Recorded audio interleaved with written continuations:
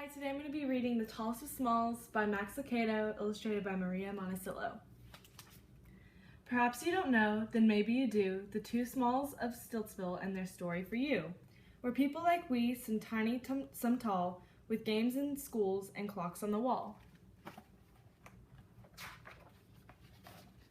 Keep an eye on the time, for each evening at 6, they meet in a circle for the purpose of sticks, tall stilts upon which a Stiltsvillian can strut and be lifted above those down in the rut. The less and the least, the shy and the shyer, the not-cools and have-nots, who want to go higher, but can't because in the giving of sticks their names are not called, they never get picked.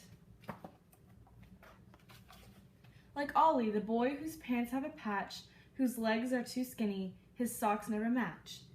He laughs with a snort and sleeps with a drool, too common and dull for the gang of the cool. Who decides who is special, who's in and who's out, who's better, who's best, and declares with a shout, "You're awesome, you're pretty, you're clever or funny," and gives out a prize, not of medals or money.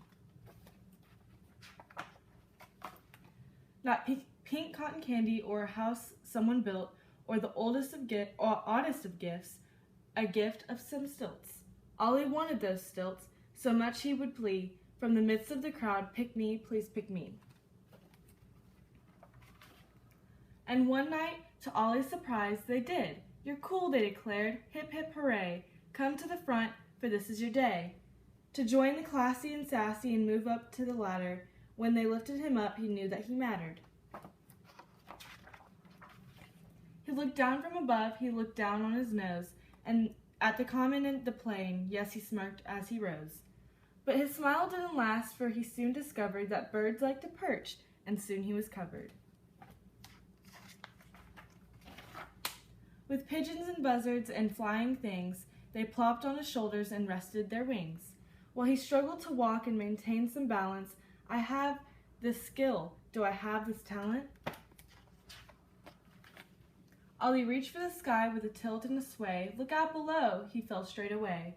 Into the two Smalls, right back where he started, among the stiltless and the small. Oh, how it smarted.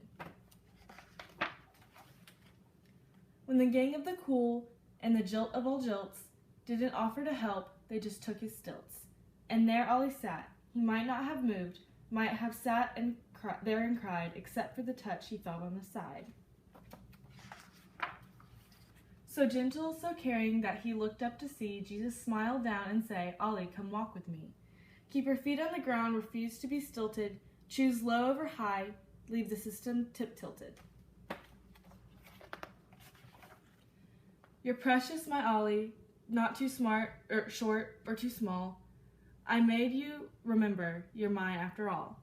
So Ollie went home, took the clock off his wall. Enough of the stilts, enough of it all.